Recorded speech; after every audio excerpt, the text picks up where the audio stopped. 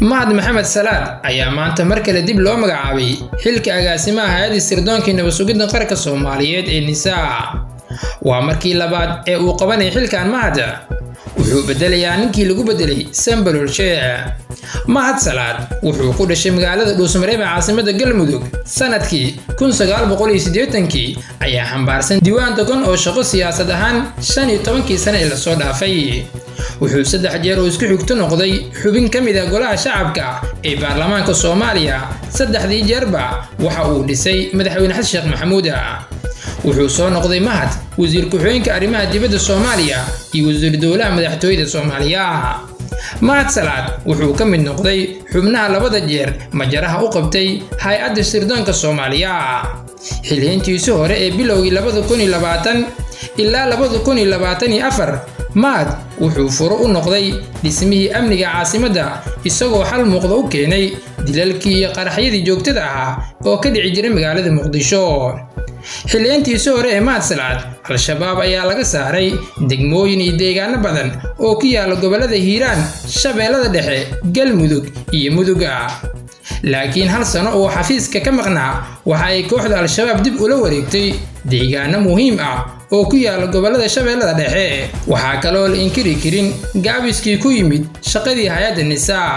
soo noqoshada mahad maxamed salaad waxa ay ku sheegaysaa 3 qodob. kow, inuu Xasan Sheekh Maxamuud doortay inuu mar kale amniga diiradda saaro. madaxweyne Xasan Sheekh Maxamuud wuxuu muddo sanada ku mashquulsanaa dagaalo siyaasadeed oo u badnaa dastuur bedelid iyo doorasho hal dhinac ah. intuu madaxweynuhu arrimahaasi ku mashquulsanaa waxaa dhacay dayac amni. kooxda al-shabaabna waxay dib u qabsatay deegaano badan oo muhiim ah. Xasan Sheekhna muusan haysanin taliyihii la xoreeyay deegaano badan. hadda waxaan dhihi karnaa Xasan Sheekh Maxamuud wuxuu mar kale doortay inuu ka shaqeeyo amniga dalka. 2, xiriirka mahad salaad iyo Xasan Sheekh Maxamuud. waxaa jira dad badan oo iibinayay muddooyinkii la soo dhaafay inuu dhammaaday xiriirka siyaasadeed ee Xasan Sheekh Maxamuud iyo mahad salaad. laakiin inuu madaxweyne Xasan Sheekh Maxamuud mar kale ku aamino hogaaminta NISA waxay xaqiijinaysaa inuu marna dhaawacmin ilaaqaadka labada nin. dad kooban oo xogaal ah ayaa mar walba midaan fahansanaa. 3, mudnaanta xilliga kala guurka ah. waxaa u baahanaysaa dad culeysadaasi kula maareeya oo aaminaad gaar ah ku qabto.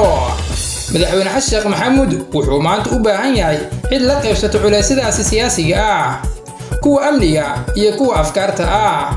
mahad salaad intuu xilka NISA joogay aad ayuu u yaraa culeyska siyaasiga ah ee haysta madaxweyne Xasan Sheekh Maxamuud. mar kalena waxaa la aaminsan yahay inuu furfuri karo xalna u keeni karo caqabadaha haysta nidaamka madaxweyne Xasan Sheekh Maxamuud. haddaba sidee u aragtaa adiga?